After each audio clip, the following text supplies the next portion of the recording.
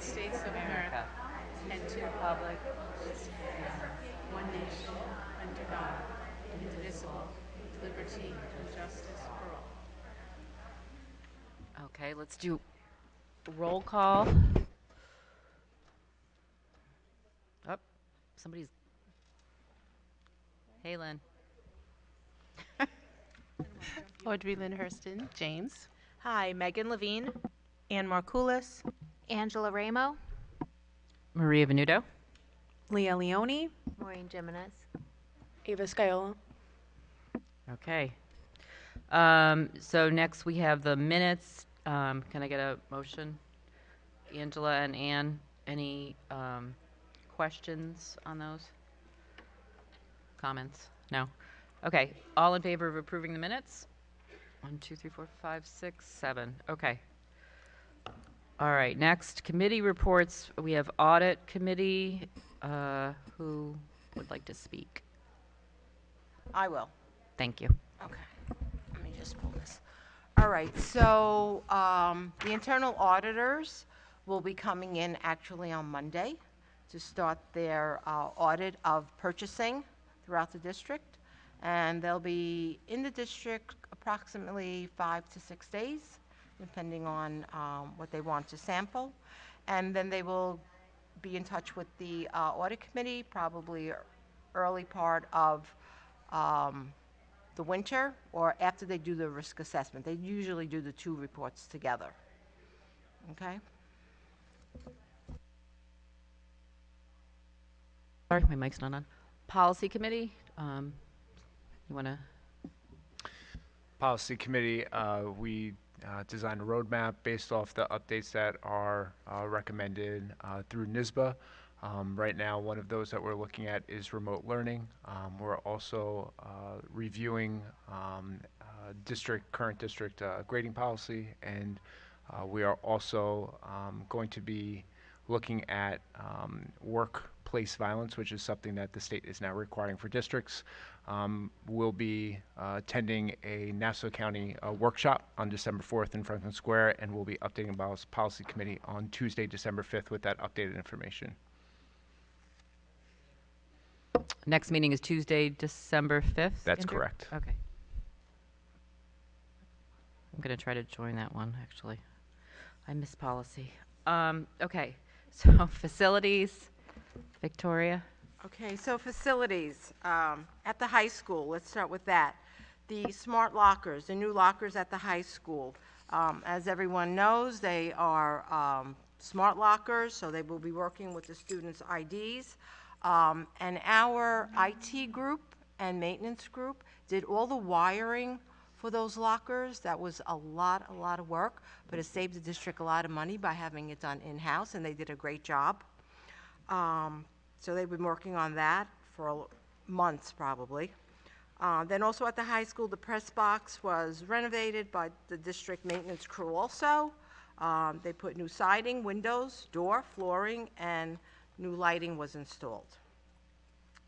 At the middle school, some capital improvement projects were done. Some HVAC upgrades were made at the middle school. The mechanical room under the kitchen, our maintenance crew replaced part of the sewer line that was deteriorating. And at Connolly, the parking lot, the pothole repairs was completed by an outside contractor. Room 125A, permanent new door was installed by an outside contractor.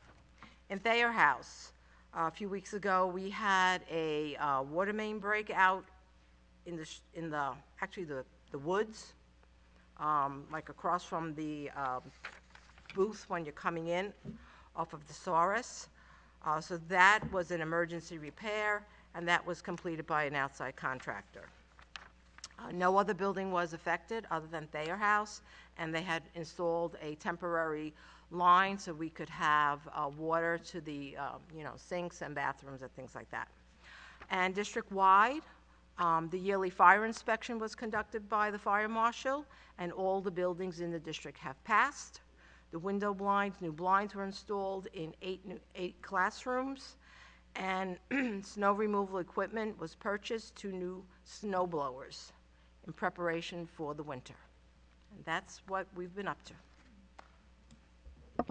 Could I just ask a question, Victoria? The lockers, are they going to be assigned to students or not? I don't think at this point the thinking is not to assign them. Okay. And when will the students be able to access the lockers? Do we know? Honestly, I would think after the winter break, after the Christmas break. Not the Okay. winter break, All right, thank when you. they come back. Okay, so moving on to the superintendent's report, Dr. Rand. All right. So let's start the superintendent's report, waking everyone up. Mr. Nadal, can you please bring in our drum line?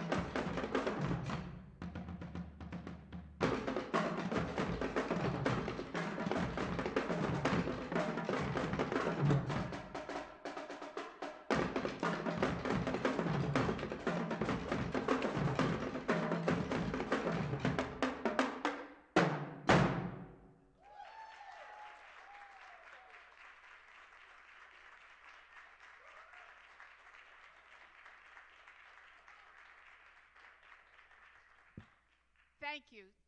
I'm not on. Am I on? Hello? Thank you so very, very much. I am sure you've woken up the audience, the board, and all of us in such a delightful manner.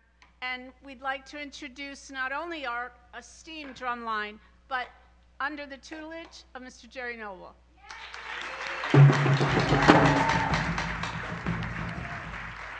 Thank you so much. I know this takes time away from your evenings, but surely you have our special. Thank you.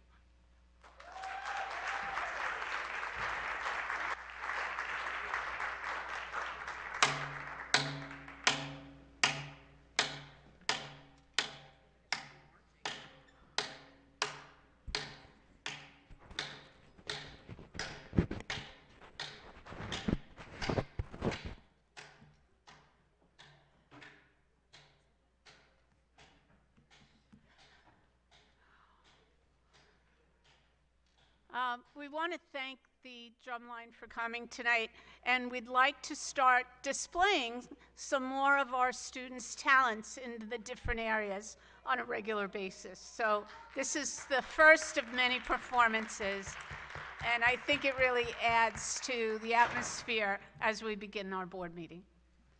All right, so now to the more regular presentations, but I'm first like our Assistant Superintendent for Instruction, Ms. Alexa Doshner, to come up as the board is going to be voting on new coursework added to our high school course selection.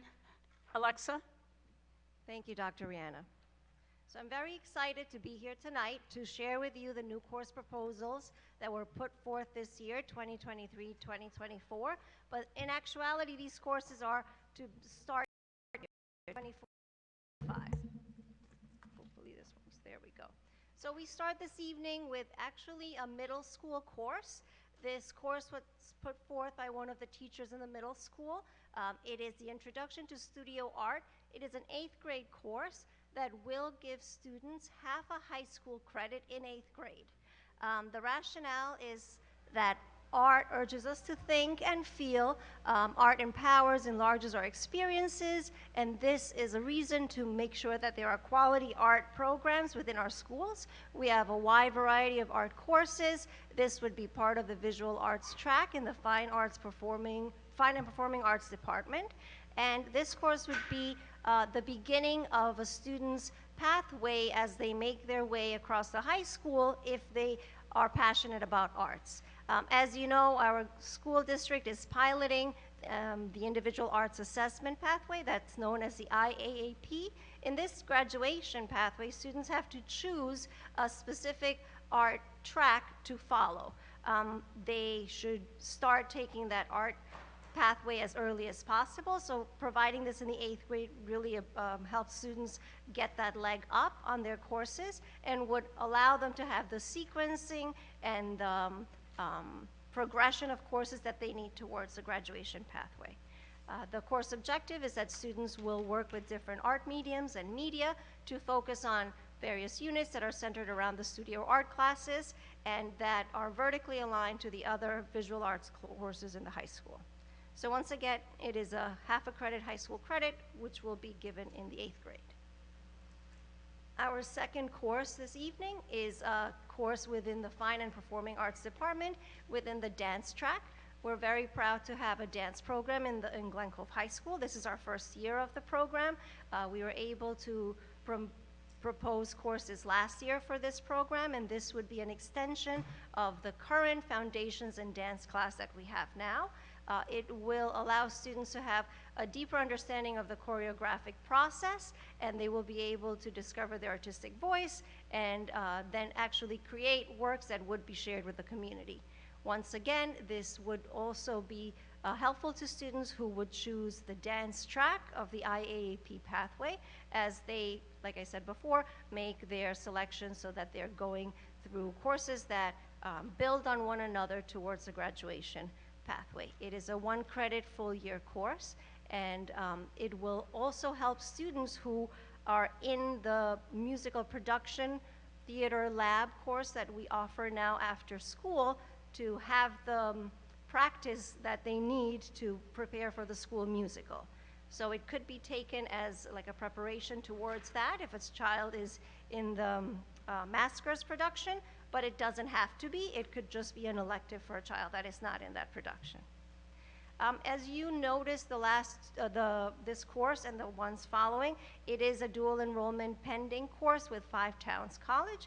We have a number of our arts courses this year for the first time are dually enrolled with Five Towns, and we are providing students with dual enrollment in many of our courses across music, visual arts, TV production, and dance as well, and theater. The next course is a hip-hop dance class. It's a half a credit course, half-year course.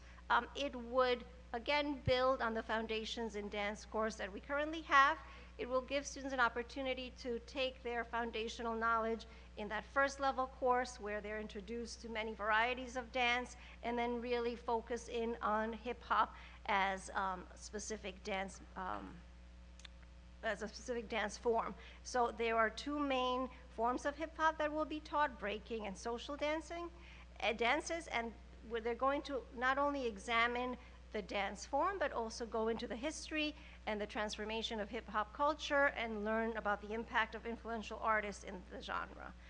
The students, just like they're practicing now in Foundations in Dance, they are practicing on teacher-created choreography. So that's where they really start to get to learn the dance moves, but then they'll also have the opportunity to create their own choreography, which will culminate in an end-of-course performance. So once again, it is a half a credit, half a year course, and we will again try to have it dual enrollment with Five Towns. The next course is within our science department.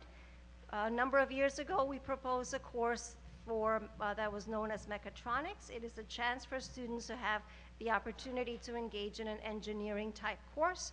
Students are able to use our 3D printers, use the CAD programming software, as well as engage in project-based learning to really get an understanding of how to plan, design, and create engineering projects. And this second level course, which will be co-seated with the Mechatronics 1 course, will allow students now to build on their knowledge from the first course and compete in competitions such as the Long Island Science and Engineering Competition, which is LISEF, and then the Cradle of Aviation KidWin competition as well. It would be a 1-credit course, and it would be a full year course similar to the Mechatronics course that we currently have. Of course, as you know, the mechatronics courses really help students who are driven towards the STEM careers. It gives them a foundation to help them as they seek those further coursework in college and then work in the future as well. The next two courses are courses in the social studies department. The first one is a sports and American history.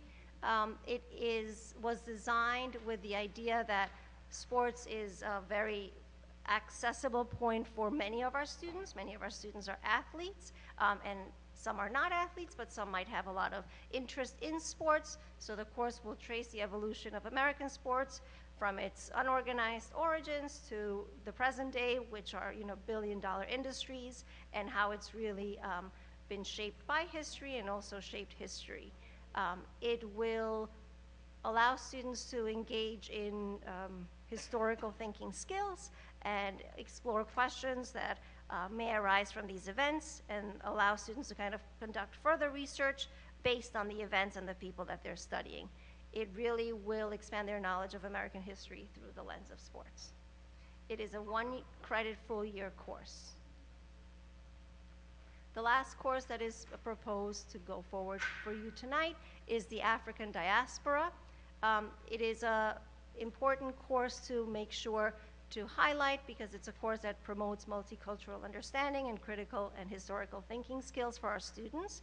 It follows the chronological order of history from Africa and the subsequent African diaspora and the impact that the diaspora had upon many different civilizations and countries across the world.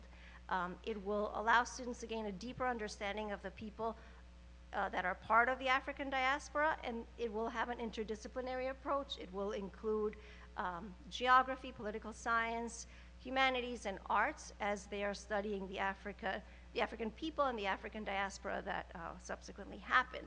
It is a 1-credit full-year course. It is a social studies elective. However, and this is a very specific case, if a student comes later in their high school career, say in 11th grade, they may take this and it could replace a Global 9 history credit because it would be for the same time period as Global 9 is. So Global 9 is the ancient civilizations, and that's where you start, and it goes all the way through the end of the first year of Global.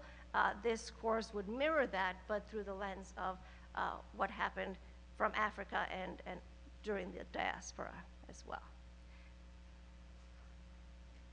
That's the end of my courses. If you guys have any questions, I'll take questions now.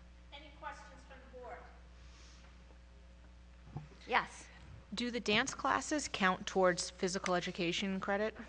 That's a great question. So that was a question that our curriculum committee also had. I looked into it. I reached out to the state. The only way it would count is if the teacher was certified in physical education. So currently, we have a dance teacher, and it is an arts accredited course, but it is definitely something that we're looking into and working with the teacher towards that certification as well, because it would be a great option for a physical education course. Yes. First of all, thank you so much. I'm really excited to see these courses, taking place. I just have a question in regards to the mechatronics, 1 and 2. Did we look into seeing if this also can become a dual enrollment in other colleges? So currently, our current mechatronics is not a dual enrollment course. I actually have them listed if you want to see them as well. But we can look into it. We do a lot of our science courses through LIU Post, so it's something that I can definitely speak with our science coordinator about. These are our current courses that are dually enrolled. I put them at the end in case you had questions. These are all of the 5 towns dually enrolled courses, and these are put forward by Mr. Nadell based on the courses that are currently in Glen Cove High School. That's the first column. And then the second column is the name that the same courses have at 5 towns. And then you see the number of credits that our students can receive. So this opportunity is always there for a student in these courses to receive the credit as juniors or seniors. And then this is LIU's courses. We have English, science, and history courses that are dually enrolled. You can see, for example, college physics, the students can earn up to 8 credits. And then finally, we have 3 other colleges that we also partner with, and they are also giving credits to our students who take the courses. We're expanding the number of dual enrollment courses each year. Yeah. So we look forward to investigating additional. Welcome. Yes. Thank you so much for this, Alexa. These are really wonderful. I just wanted to say I'm particularly appreciative of the studio art course in the 8th grade because the mandate for the state is so minimal for art. So just to give Yes. kids an opportunity to have more of it makes me happy to see. So thank you for this. These look really Yes. exciting. I wish I could take them myself. Thank you. I'm happy to hear. We had a conversation about the hip hop class. Yeah, if you want to see me in a hospital the next day. But some of it, again, we're looking at the dual enrollment piece, but we're also looking at, again, credit for PE, as well as obviously a pathway, an additional course towards their pathway. So, all right. Thank you. Okay.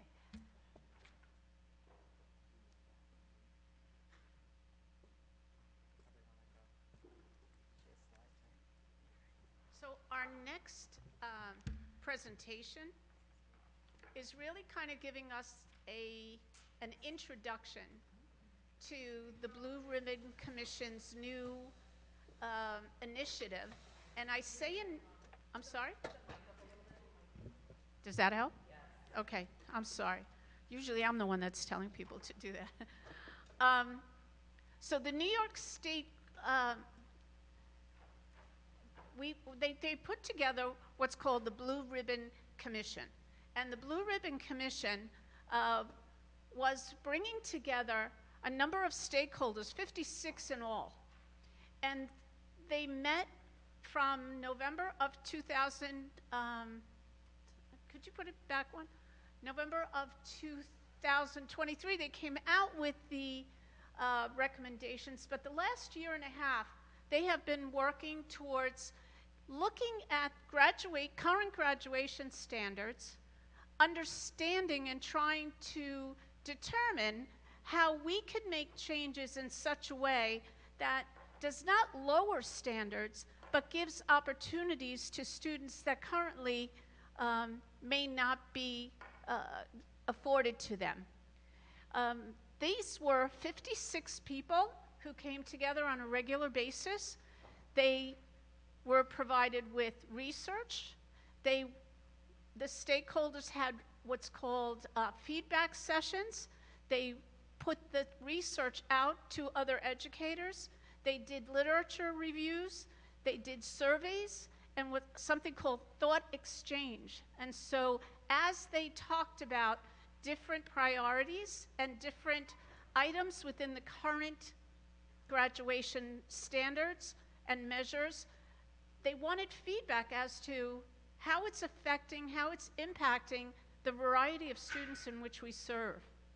They had parent and student feedback, and the Blue Ribbon Commission had a number of meetings, both in person and by Zoom each month.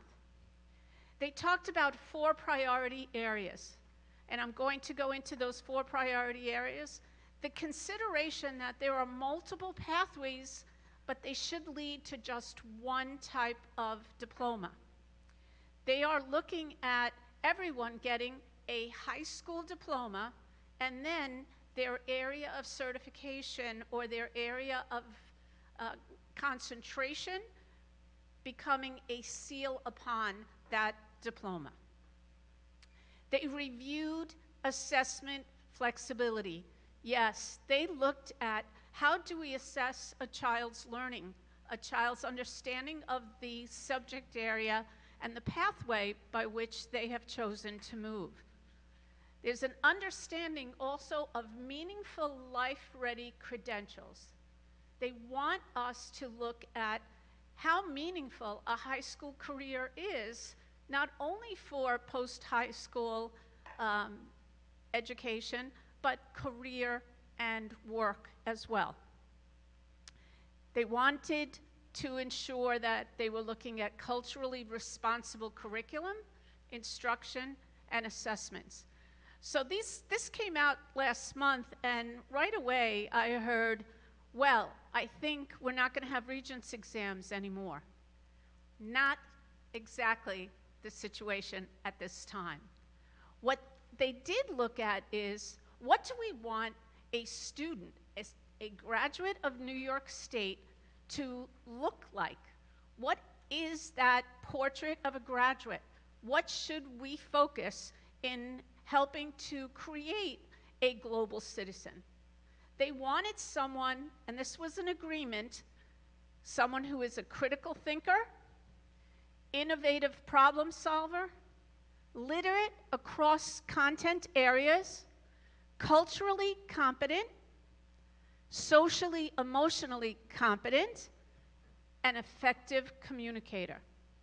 This is what we would like all students to have as they move through their college years and into adulthood. So how did they identify the recommendations? June, they had commission meetings. July, in-person convening. They refined. They had 56 people coming together. There was a steering committee with support from all aspects of the educational community. And these meetings went on through July and August. There was voting. They had a list of recommendations, from what I understand, a mile long. 59 recommendations were suggested, 37 identified by at least 75% of the members as high or medium priority. Of those 59 recommendations, and the 37 identified at 75% or more, the steering committee came out with 12 recommendations.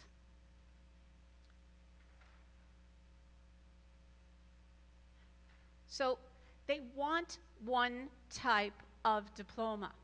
They want to replace the 3 types of diplomas now with one diploma with options to add seals and endorsements that will allow us to identify their area of concentration. The credit requirements. Diploma credit requirements must include civic responsibility and ethics, cultural competence, financial literacy, understanding how to use money, including systems of personal finance and the social historical content. They want students to identify their experience in fine and performing arts.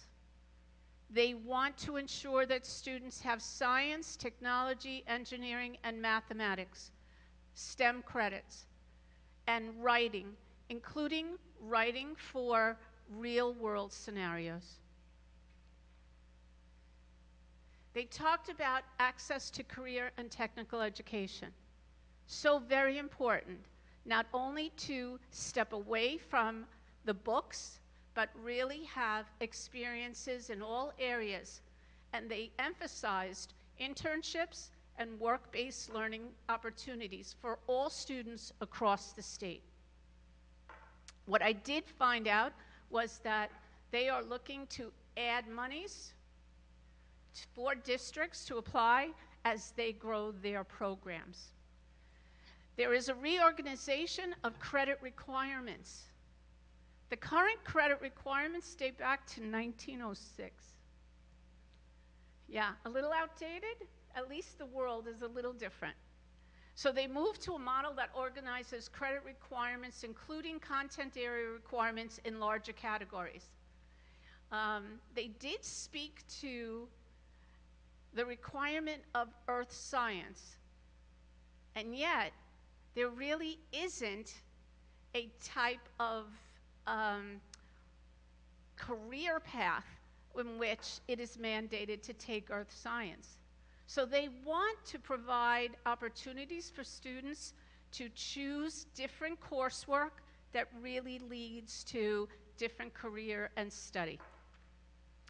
The diploma assessment requirements, they talked about reducing or modifying the diploma assessment requirements, but also to allow different types of assessment options. So when you think assessment, you usually think towards graduation, Regents examinations. What else is there that can give us a better indication of a child's understanding, a student's understanding in a particular area? This does not mean that they're indicating they're going to eliminate Regents. Assessments will still be in place. But they would like the education department to investigate other assessment options that allow us to truly understand a student's understanding of a particular area. So they want to create state-developed rubrics for any performance-based assessments allowed as an option to satisfy the diploma assessment requirements. You notice I'm not talking Regents exam because they have yet to identify what those assessments will be. Options for specific students create more specific, tailored graduation requirements to address unique circumstances of a certain group of students. Newcomers, refugee students, non-compulsory age students. They are in our schools, and yet we give them the same specific graduation requirements that students who do not have that background have. So we need to take a look at what their prior experiences have been and how to appropriately transition them into one of the areas that has still not been specified. Keep that in mind. We want to provide exemptions from diploma assessment requirements for students with specific and significant cognitive disabilities and major life events and extenuating circumstances. Things like medical conditions, death of a family member, trauma prior to sitting for a required exam. And they'd like to pursue regulatory changes to allow the discretion to confer high school degrees I can't say this. I can't say it. Posthumously. Teacher education. They are also talking about changes in pedagogy, in requirements, and in practices. Require all New York State teacher preparation programs to provide instruction in culturally responsive sustained education practices and pedagogy, and require that professional development plans include culturally responsive sustaining educational practices and pedagogy. Do you know, when we do new teacher orientation in the district, I sometimes read from a particular pamphlet. It's a book written in 1928. Some of the same requirements in 1928 in the state of New York is what we require of teachers now. We have a very different world. We need to look at it from a very different perspective. This is a culmination of not only our experiences, but from educators and parents and higher ed across the state. So New York State learning standards, to again review and revise the New York State learning standards to better align with college and career expectations, and up family and consumer sciences, health, media literacy, and climate education. Emphasize higher order skills and competencies like health education, communication, decision-making, time management, and other soft skills. And use culturally responsive, sustaining education, diversity, equity, and inclusion, and accessibility to lens in different subject areas, including history. Additional considerations is that the state must provide accurate funding. There's an advocacy for this type of work. It has been the work of this commission for almost 2 years. They're asking to engage higher learning institutions in this final phase, and they are insisting on professional learning and evaluating the impact of that learning and future ongoing reevaluation. We're not another 125 years to start looking at it once again. So, phase 1 was from November 2019 to March of 2020. It was information gathering. Phase 2, October of 2022 to November of 23. They looked at their surveys, the thought exchange feedback, the parent and student advisory panels, and the Blue Ribbon Commission recommendations. The next step is that there will be Regents discussions. The Board of Regents in the state of New York will determine its priorities once, as they have been given the recommendations of the Blue Ribbon Commission. Based on these priorities, the department will craft recommendation changes to the current system. All the recommendations that have been put in place to date from the commission will be reevaluated through the Board of Regents. I spoke with the Commissioner of Education just yesterday, and they will be looking in the spring, I think in February, in March and again in May, and looking truly at ways to prioritize not only the recommendations that they put forth, but helping with a plan so that students who are currently in place are able to transition to the new standards as they are implemented. So it's not going to be, okay, as of July 1 or as of September 1, 2024, this is what the graduation requirements are. There will be a transition so that students do not lose any of the credits that they've already gathered, and help them to get to the next phase. So there will be a phase-in period. And the rollout will include changes to assessment, programs, credit, and diploma requirements in kindergarten moving all the way to grade 12. The department has indicated they will provide guidance and supports. They are also looking for input. And so in my conversation with the State Ed Department yesterday, we are going to have actual copies, paper copies. They are also having them translated into 11 different languages, but the first will be Spanish.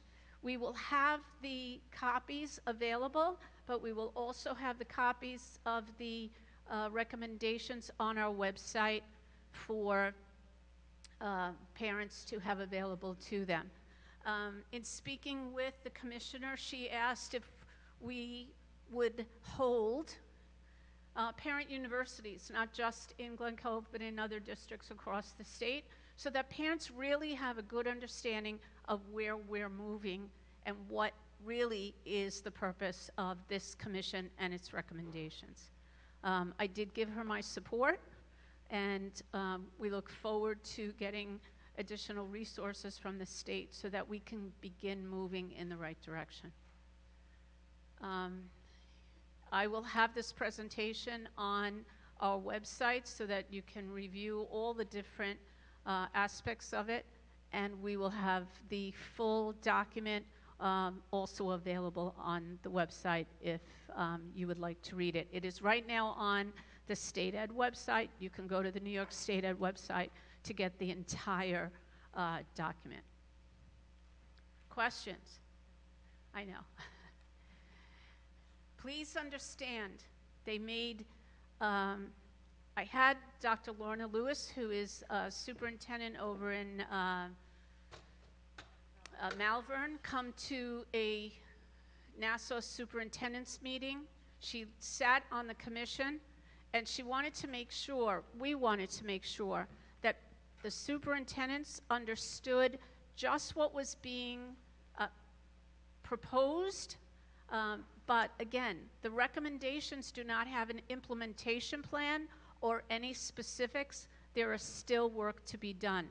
And so as we investigate different types of assessments and what other assessment options there are available to them, we will see a piece by piece, a phase by phase transition to the new standards. Questions? Thoughts? Considerations? I'm trying.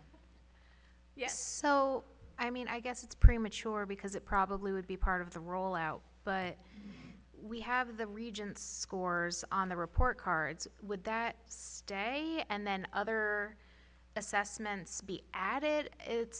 Or is everything going to be add. I think they're looking to say in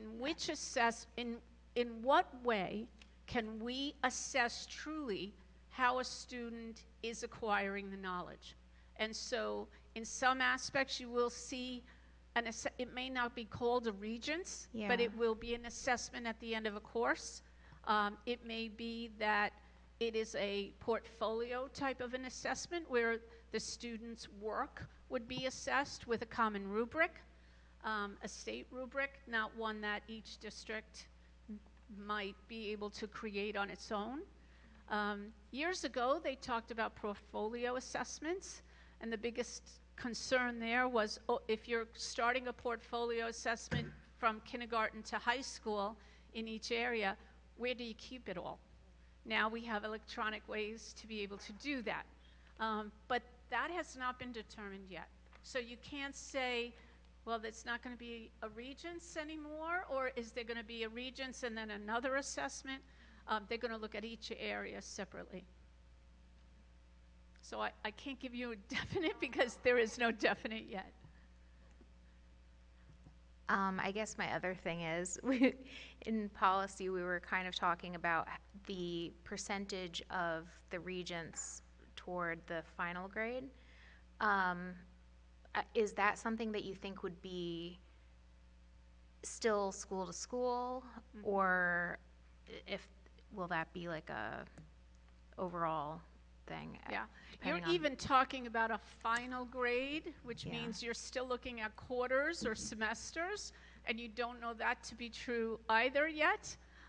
So there's a lot of question as to how this is going to roll out. And keeping the different types of diploma options, in other words, the seals and the endorsements, what does that look like? Okay?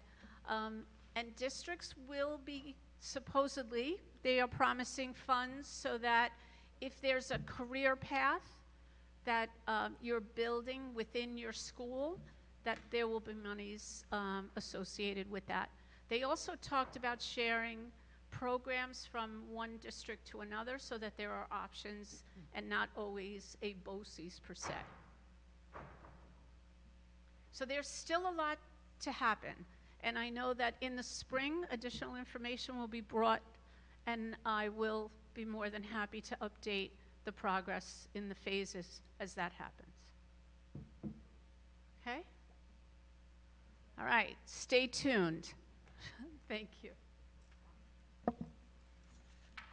Thank you very much for that, Dr. Anna. Okay, so we are moving on to the student board member report. Hey. Okay. Hi, everyone.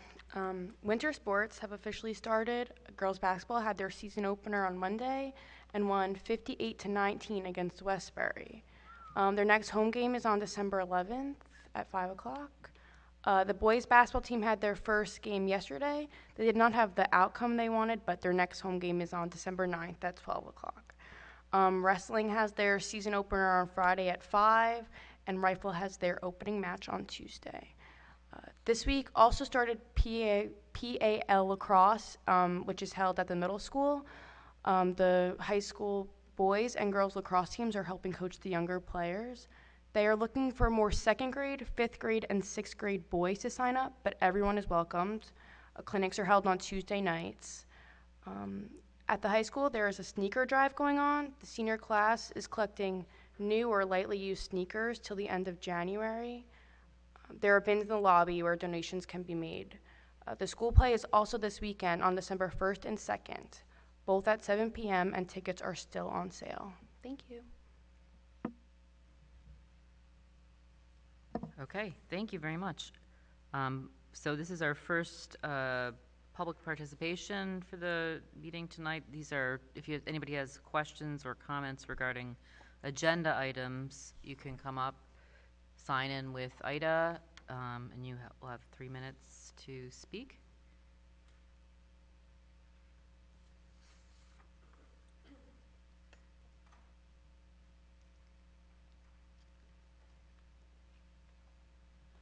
Janet Blatt, McGrady Street, Glen Cove.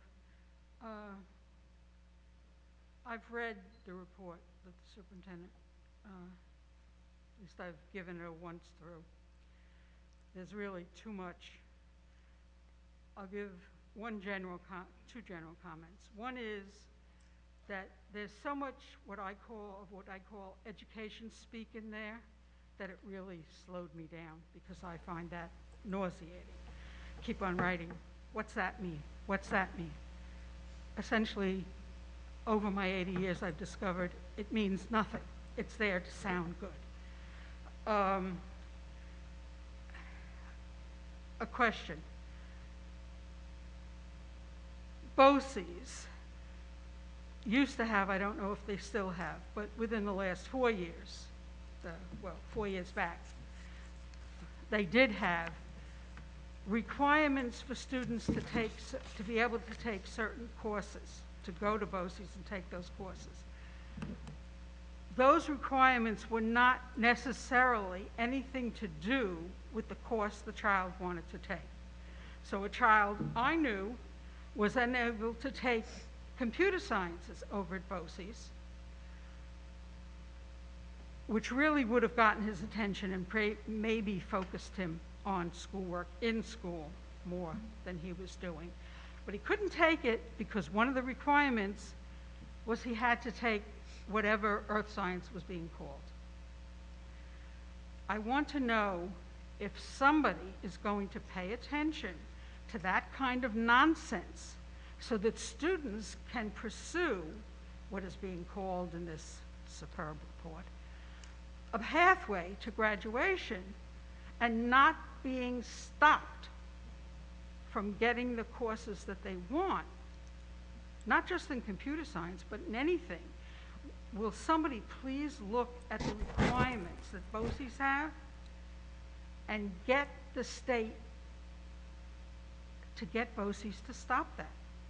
I mean, it just stops students from pursuing what they really have great interest in.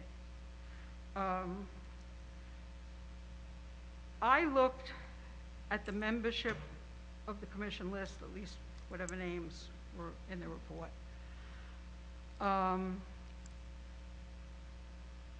I looked at that 75% figure who agreed with what the report says and focused, because my mind works that way, on the 25%. There is no minority report. No one outside of that commission and the Commissioner of Education and probably the regents, maybe superintendents if they ask, but I don't know whether they'd even get an answer. Whether that 25% was unified in what they objected to in the main report, or whether it was so spread across those 25 to have 3 one way, 3 thinking something else, 5 something else. If they were unified, that would be, I think, something important for people out here in the state who care about what the state is going to do on this to know about. The last thing I'm going to say is it seemed to me that despite the fact that there was an extensive application that people had to put in to try to get selected to be on the commission, that application gave enough information for the commissioner and anybody else who chose people to be on that commission to know that they were going to get a results that they would agree with ahead of time. And I don't think that's the best way to provide, ultimately, the best education for the students any place in New York State, let alone in Glen Cove. Thank you. So, Janet, in regard to the BOCES requirements, right now the BOCES requirements are such that they align with the current graduation requirements. And so there are basic requirements for any student before pursuing that vocational training. And that too will be part of what will be reviewed and changed so that students could perhaps engage in that career preparation earlier without having to perhaps take that earth science course. So it is currently a mandate, and so it is in the current graduation standards, but whether it's BOCES or public school, the state requirements are looking to, one of the recommendations is to look at flexibility based on the career path or the path of instruction that a student is engaging in. The other is that they use 75% agreement only because there were so many recommendations and they had to prioritize. So if 75% of the people agreed that that was a priority, it moved it up from the 59 recommendations, you got 12. And so it was a way of filtering through all the work that was being done. Again, you're going to see another review of all of the recommendations that were made, all of the recommendations that they came up with, and how they sometimes are impacted within the 12. There's going to be more detail as they go through their phases, and I think it will be more readily visible and understandable as to how they filter through. No one is saying that the actual recommendations, one was any less important, but they had to find a way to prioritize based on the vast majority of recommendations that they were coming up with.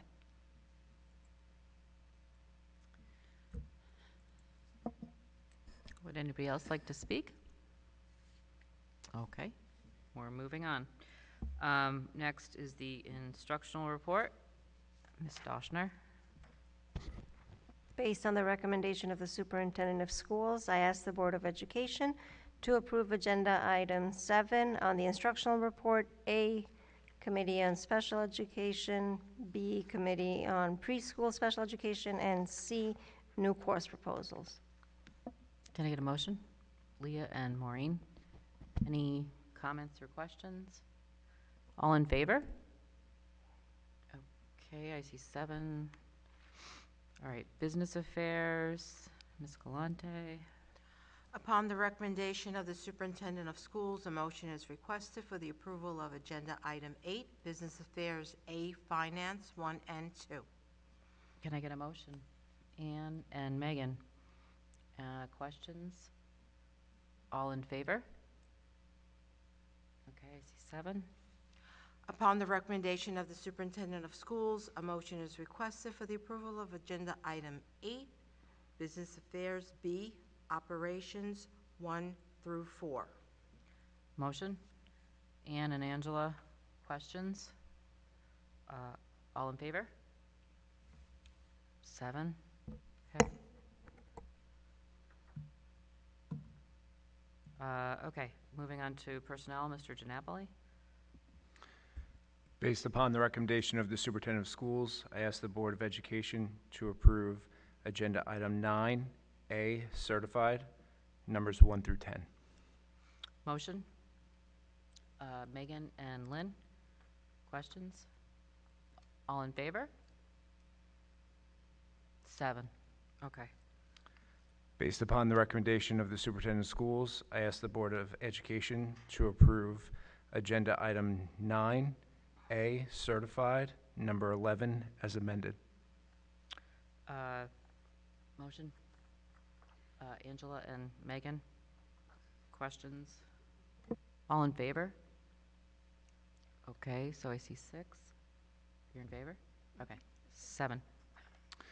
Based upon the recommendation of the Superintendent of Schools, I ask the Board of Education to approve Agenda Item 9A, Certified, items numbers 12 through 14, as amended. Motion? Maureen and Leah, questions? All in favor? 7. Based on the recommendation of the Superintendent of Schools, I ask the Board of Education to approve Agenda Item 9A, Certified, number 15, resignation of the person named within the agenda. Motion. Lynn and Megan, questions? All in favor? Okay, that's 6 noes. Okay, that's 1 no. Okay, moving on. Is that it for personnel? Right. Based upon the recommendation of the Superintendent of Schools, I ask the Board of Education to approve Agenda Item 9, Classified, numbers 1 through 8. Can I get a motion? Angela and Megan? Questions? All in favor? 7. Okay. All right, so now we are at... Huh? Unfinished business. Of which Do we have any? I don't think so. Report on the NISBA. Oh, is that, I was calling that board comments, but yeah, that's unfinished business, actually. You're right, Maria, thank you. Sure, go for it. Okay. So I also went to the convention in Buffalo. It was great. It was my second one. I went to Syracuse last year. So first we went to piloting the Seal of Civic Readiness by our school, which was fantastic. It was great to see how it was piloted and hearing the questions from other districts who were interested in starting it. Then I went to other programs, one to address learning loss, and it was kind of reassuring but still sad to hear that how many schools were in the same position as we were, especially after COVID. It's not unique to us or any school. We're all going through the same things. Then I went to open meetings laws and board ethics and conflicts of interest, which were more dry and kind of repetitive from our initial board training, but still interesting and a good refresher from previous trainings. My favorite, as everyone else kind of said, was the Hamptons Bay presentation. It was something that I would love to see integrated into our curriculum in some way. We have a similar immigrant population, and I think that having the multidisciplinary approach to it was fantastic, and I liked how it really gave the kids an opportunity to use their voice. So it was a great time. I don't know what else to say. Thank you.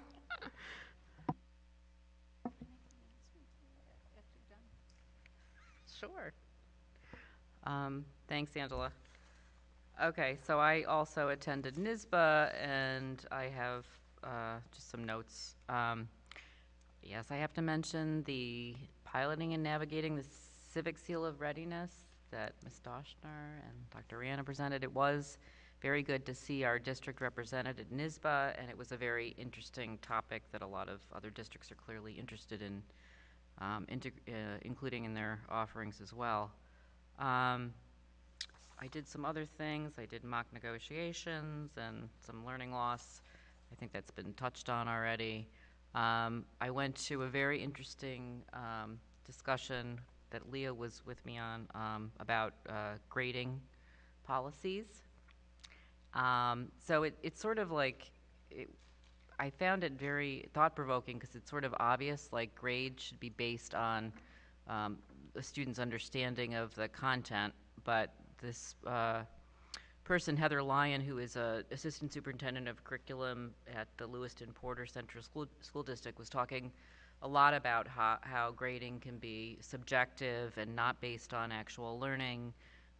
She talked about the importance of a shared vision in the purpose of grades and that, to communicate achievement. So as obvious as that seems, it was sort of a revelation in what she was talking about and how I could see how that could be an issue. She also talked about grades being consistent across identical classes taught by different instructors, which, again, obvious, but probably not, something that doesn't really happen consistently, just that we should look at. So that was very interesting. As a result, I started doing more reading, and then I just have a book that I got from the district, and now I'm sharing it with Leah because it pertains to policies and things to support this kind of movement in a positive direction in terms of grading. The only other thing I want to mention is that there was a lot of exhibitors on the floor who were selling their wares and talking about their different things they do. I talked to one guy who, their company does student surveys, and I don't know that we need to engage them, but I thought it would be very valuable as a board member to be able to see data like that. I would be willing to be involved in some kind of creation of a survey along with administration to try to, I think I'm particularly interested myself in kids who have graduated a year or so ago and what their experience is as they get out into the world. I know we talked to some of them anecdotally and stuff, but there's a lot of kids that we don't necessarily get feedback from, and I'd love to see that, so. So along those lines, I did have our annual November senior luncheon, and our graduates will come back around the end of December to give us some feedback. I find it very, very interesting in the 11 years that I've been here. It is amazing how spot on they are in the conversations, very similar to things that we are talking about, that we are seeing where our needs are, what we're doing well and what we're not doing so well, and how we can improve our programs. And this is not a criticism, but I think, to me, it is valuable information that's coming back to us to help us always do better in presenting programs and support. Along those lines, though, you approved a probationary teacher this evening, and she just stuck her head up. She is in the audience, and she is Emily Villacourt. And Villacourt, could you stand, Emily? Okay. She is joining us as a probationary E&L teacher. But the nice part is, I saw a familiar face out there, and she is a graduate of Glen Cove coming back to give back. So welcome aboard, and we are very excited to have you as part of our family.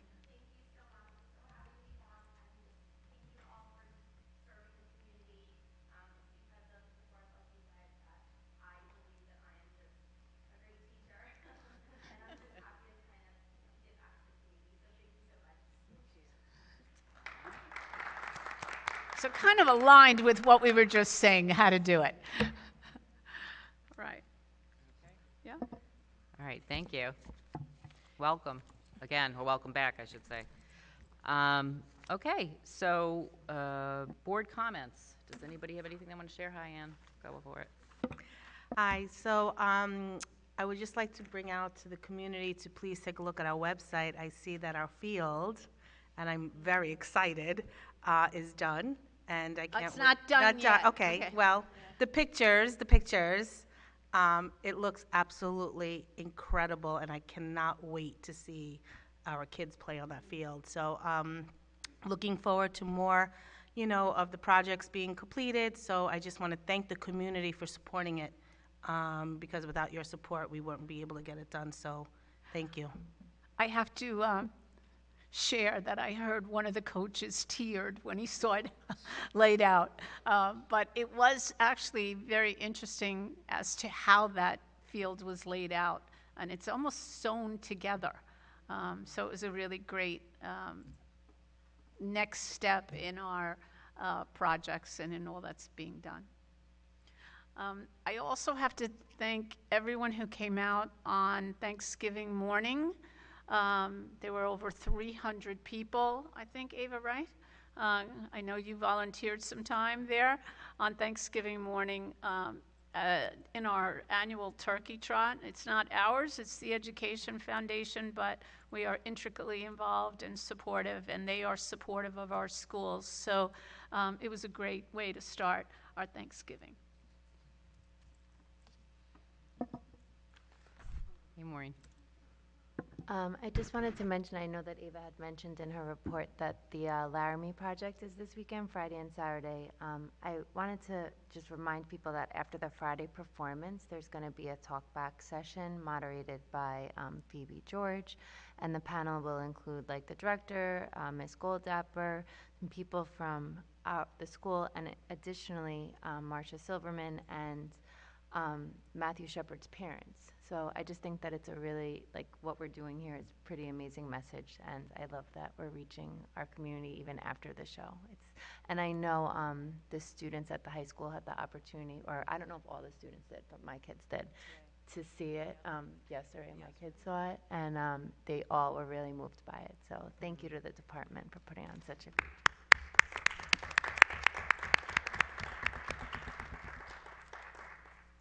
Anybody else have anything they want to share before we wrap?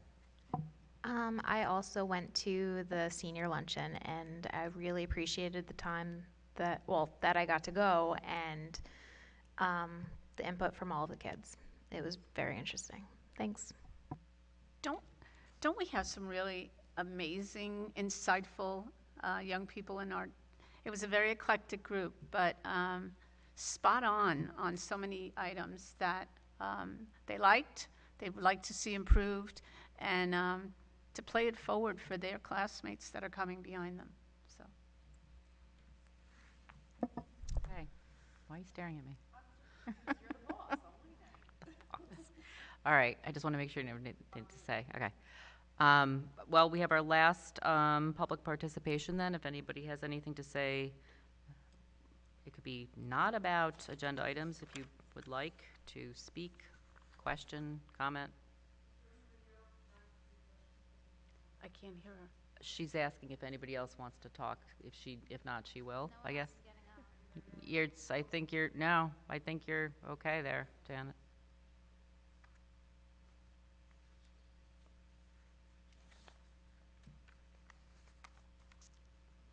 Janet Blatt. First question, who ran the open meetings session that you went to in Buffalo? You don't have to answer right, I'm just gonna write and then you wait and whatever. The concern of mine on the 75% and the 25%, Maria, was not how many were needed to approve something or how many actually did approve it, but hearing from, as part of the report, what the minority had to say, if the minority was unified enough. That wasn't presented at all, at least not in this report, and I don't know that it's ever going to be. It just seemed to me it would have been interesting.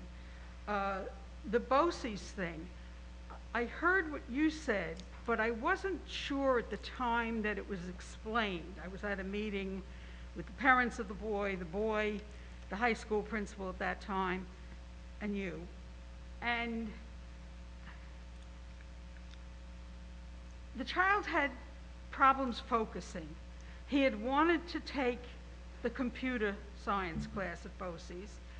He wasn't able to because the prerequisite for that course, as explained to me, it may have been a wrong explanation or I may have heard it wrong, but the explanation was that he didn't have the science class, the earth science or whatever they're calling it, or called it then, so he couldn't take that course. But he could take cooking, which he went to for 3 sessions and then didn't go. Nobody in the school knew he wasn't there until it came up at that meeting. But he couldn't take that particular course. It wasn't a matter of him having to have that course to graduate. I see. It was a matter of him having, so that's what I'm concerned about on that. I have a concern about the pathways thing. Did you say that students are going to have to choose a pathway route to graduation if the recommendation is accepted as it's come down, or that that's not going to be a thing, that they could choose a pathway, they could choose art or science or other STEM courses or something, but they don't have to? I'm not asking for an answer tonight, I'm just asking, you know, I'd like to know. I'd like to know if we have one person teaching dance courses and that person teaches the variety of dance types, or do we have different people teaching dance? And I guess that's it for now. Okay. As far as dance right now, it's a new program, and so we have only one person doing all our dance courses. As we move forward, we may have additional opportunities to add staff. In regard to prerequisites, there are programs currently where students must take either a certain level of math or a certain science, a certain level of introduction to computers.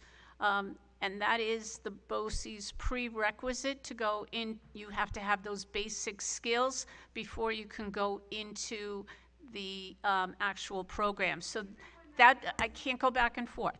I can tell you that the reason for the prerequisite is that they have to have a minimal understanding of that, of whatever is required, so that they can build upon prior learning in that particular. So I can't comment on any particular student, and so that's a piece to it. As far as choosing pathways, there are pathways that currently are in place that we explain to students, this is how you can get to your current graduation requirements. And there are a myriad of combinations that students can take. They're looking to be more flexible with those pathways, but again, these are just recommendations, and the actual construct is not in place yet. So that'll be coming up in the spring and into the fall of next year. So like we have the Seal of Civic Readiness. The Seal of Civic Readiness. Oh, yeah. During the Blue Ribbon Commission had a presentation that I don't know if you're able to watch it now. It was a couple of hours long. I watched it the day of, but I was a little preoccupied, so I kind of missed things. But I think you're able to view it now if you'd like to look it up. But they mentioned like the Seal of Civic Readiness, the Seal of Biliteracy. I know there were other ones, but they mentioned those as possible pathways, but it's all right when they but work the it out. current pathways are looking at what's in place now, and the new graduation measures are going to look at what else can be either added, exchanged, or more flexible in their requirements to meet that pathway. And as far as the open meetings person, it was Kristen O'Neill. She's an attorney for the New York State Committee on Open Government. She's the assistant director of that organization. And I think it sounded like they help different schools navigate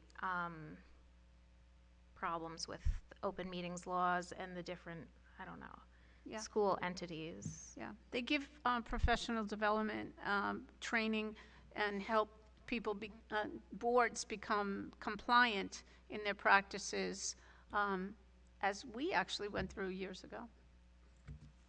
So. All right. Anybody else? Going, gone. Okay. So I think that is it. So can I get a motion to adjourn? Ann and Megan, all in favor? Okay, that's 7. Thank you and good night. Ava, your mother was watching. She just said, thanks for the shout out.